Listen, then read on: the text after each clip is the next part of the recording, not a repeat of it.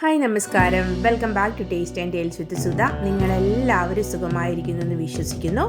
അപ്പോൾ ഇന്നത്തെ നമ്മുടെ സ്പെഷ്യൽ എന്ന് പറയുന്നത് നമുക്ക് ബ്രേക്ക്ഫാസ്റ്റ് ആയിട്ടും സ്നാക്കായിട്ടും ഒക്കെ ഉപയോഗിക്കാൻ പറ്റുന്ന ഗോതമ്പ് പൊടി കൊണ്ട് ഉണ്ടാക്കിയിരിക്കുന്ന ഒരു പലഹാരത്തിൻ്റെ റെസിപ്പിയാണ് കേട്ടോ. അപ്പോൾ ഇതെങ്ങനെയാണ് ഉണ്ടാക്കണമെന്ന് നോക്കാം.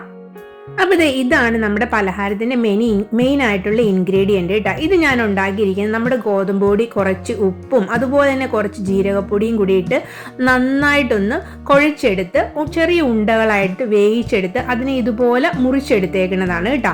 ഇത് നമുക്ക് വളരെ പെട്ടെന്ന് തന്നെ ചെയ്തെടുക്കാൻ പറ്റും കേട്ടോ. ആവിയിലാണ് ഇത് ഞാൻ പുഴുങ്ങിയെടുത്തിരിക്കുന്നത്. എന്നിട്ട് അതിന് ശേഷം ഇതുപോലെ ഇതിനെ മുറിച്ചെടുക്കുകയാണ് ചെയ്തിരിക്കുന്നത്.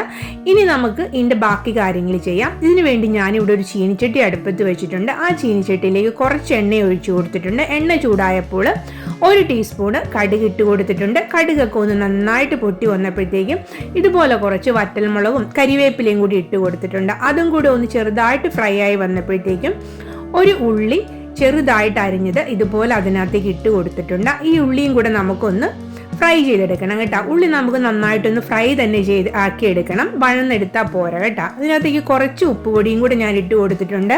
വളരെ കുറച്ച് ചേർത്ത് കൊടുത്താൽ മതി. കാര്യം നമ്മൾ ഉണ്ടയ്ക്ക് ഓൾറെഡി ഉപ്പ് ചേർത്തിട്ടാണ് ഉണ്ടാക്കിയിരിക്കുന്നത്. അപ്പോൾ ഇത് നമ്മുടെ ഉള്ളിയൊക്കെ ഇവിടെ റെഡിയായി വന്നിട്ടുണ്ട്. ഇതിനകത്തേക്ക് 1 ടേബിൾ സ്പൂൺ അളവിൽ ചില്ലി ഫ്ലേക്സും കൂടെ ഞാൻ ചേർത്ത് കൊടുത്തിട്ടുണ്ട്.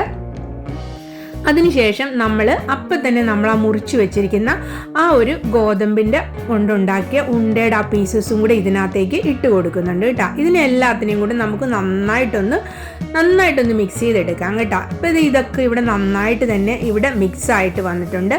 ഇനി ഇതിനകത്തേക്ക് നമുക്ക് കുറച്ച് തേങ്ങാ ചുരുണ്ടിയത്, ഒരു കൈ നിറച്ച് തേങ്ങാ ചുരുണ്ടിയതാണ് കേട്ടോ ഞാൻ ഇട്ട് കൊടുത്തേക്കുന്നത്. അതും കൂടി ഇട്ട് കൊടുത്തിട്ട് ഇതിന് നമുക്ക് ഒന്നും കൂടെ മിക്സ് ചെയ്ത് കൊടുക്കാം. പക്ഷേ അതിന് മുമ്പ് നിങ്ങൾക്ക് വേണമെന്നുണ്ടെങ്കിൽ ഇതിനകത്തേക്ക് 1 ടീസ്പൂൺ അളവിൽ പഞ്ചസാര ചേർത്ത് കൊടുക്കാം. കുട്ടികളൊക്കെ ഉണ്ടെങ്കിലും ഈ പഞ്ചസാര ചേർത്ത് കൊടുത്താൽ അവർക്ക് നല്ല ഇഷ്ടമായിരിക്കും കേട്ടോ.